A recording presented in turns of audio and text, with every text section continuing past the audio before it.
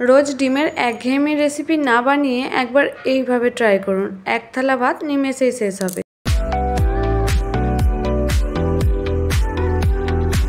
নমস্কার বন্ধুরা, আমি সুপর্ণাস কিচেনে আপনাদের অনেক অনেক স্বাগত। আশা করি সকলে খুব ভালো আছেন। আজকে চলে এসেছি ডিমের একটা স্পেশাল রেসিপি নিয়ে।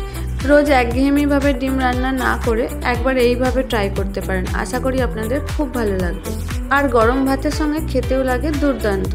চলুন তাহলে দেরি না করে শুরু করা যাক আজকের রেসিপি ডিমের ভাপা। আর আপনি যদি আমার চ্যানেলে নতুন বন্ধু হয়ে থাকেন, চ্যানেলটি সাবস্ক্রাইব করে পাশে থাকার অনুরোধ রইল। ডিমের ভাপা বানানোর জন্য সবার প্রথমে আমি এখানে 4টে সেদ্ধ ডিম নিয়ে নিয়েছি। এবার ডিমগুলোকে এইভাবে ছুরির সাহায্যে আধখানা করে নিচ্ছি। আপনারা চাইলে এখানে গোটা ডিম দিয়েও করতে পারেন। আমি আধখানা করে নিচ্ছি এই কারণেই, যাতে মশলাটা খুব ভালোভাবে ভেতরে ঢোকে, তাতে খেতে আরও ভালো লাগবে। দেখুন 4টে ডিমই আমার এখানে কাটা হয়ে গেছে। এবার এখানে আমি গ্যাসের মধ্যে একটা কড়াই গরম করতে বসিয়ে দিয়েছি। তার মধ্যে দিয়ে দিচ্ছি 2 টেবিল স্পুন পরিমাণে সর্ষের তেল। এবার তেলটাকে খুব ভালোভাবে গরম করার পর একে একে ডিমগুলো দিয়ে দিতে হবে। দেখুন এইভাবে আমি ডিমগুলোকে কিন্তু ওপর করে দিয়েছি, মানে কুসুমের দিকটা তেলের মধ্যে দিতে হবে, তাহলে কিন্তু কুসুমটা ছেড়ে যাবে না। এইভাবে 1 মিনিট মিডিয়াম হিটে ভেজে নেওয়ার পর আস্তে আস্তে উল্টে দিতে হবে। দেখুন কত সুন্দর কালার চলে এসেছে, আর একটা কুসুমও কিন্তু ছেড়ে যায়নি। এবার এর মধ্যে আমি দিয়ে দিচ্ছি খুব সামান্য পরিমাণে নুন, আর দিচ্ছি খুব সামান্য পরিমাণের হলুদ গুঁড়ো। ব্যাস, আবারও কয়েক সেকেন্ড নাড়াচাড়া করে ডিমটাকে তুলে নিতে হবে।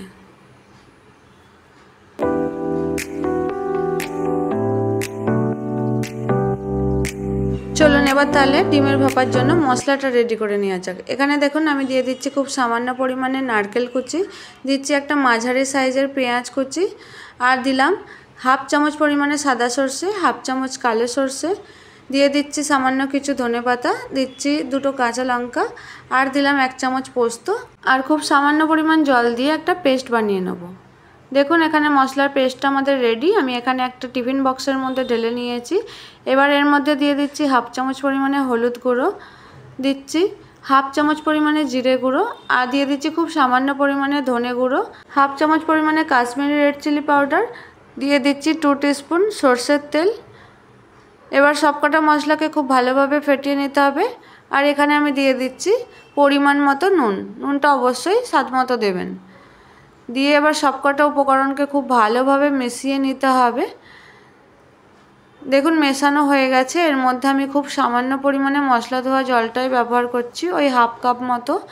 আবারও একবার ভালোভাবে ফেটিয়ে নিয়ে এর মধ্যে ভেজে রাখা ডিমগুলো দিয়ে দিতে হবে।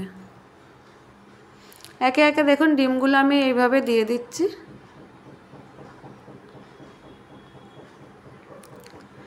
ডিমগুলো দেওয়া হয়ে গেলে একটা চামচের সাহায্যে ভালোভাবে মশলাটা ডিমের মধ্যে মাখিয়ে নিতে হবে। এইভাবে প্রত্যেকটা ডিমের মধ্যে মশলাটাকে লাগিয়ে নেবেন।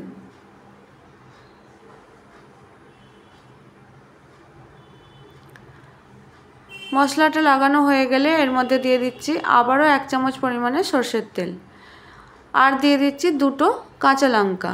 ঝালটা আপনাদের স্বাদ অনুযায়ী দেবেন।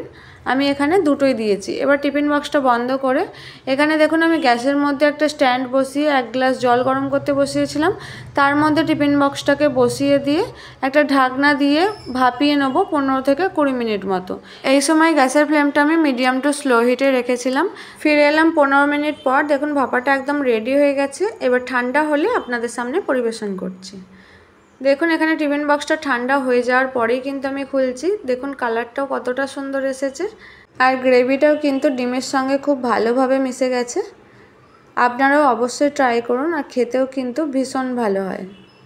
গরম গরম ভাতের সঙ্গে পরিবেশন করুন ডিমের ভাপা। আজকের রেসিপি আপনাদের কেমন লাগলো আমাকে জানাতে ভুলবেন না। যদি ভালো লাগে একটা লাইক, শেয়ার, কমেন্ট এবং চ্যানেলটি সাবস্ক্রাইব করার অনুরোধ রইল। আর যদি আমার ফেসবুক পেজ থেকে দেখেন, পেজটি লাইক এবং ফলো করার অনুরোধ রইল। ফিরবো আবার নতুন কোনো ভিডিও নিয়ে। ততক্ষণের জন্য সুস্থ থাকুন, ভালো থাকুন, সঙ্গে থাকুন। ধন্যবাদ।